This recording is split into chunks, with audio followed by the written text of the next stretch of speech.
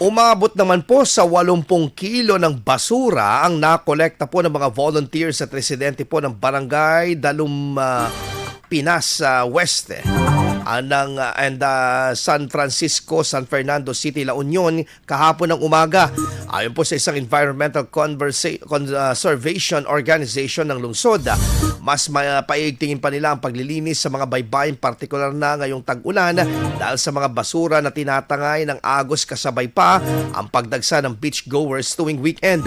Dahil dito, nagsasagawa ng Saturday and Sunday Sunrise Trash Hunt ang grupo, katuwang po ang iba pang mga volunteers, upang mapanatili ang kalinisan sa mga karagatan na maaaring makaapekto sa mga marine biodiversity.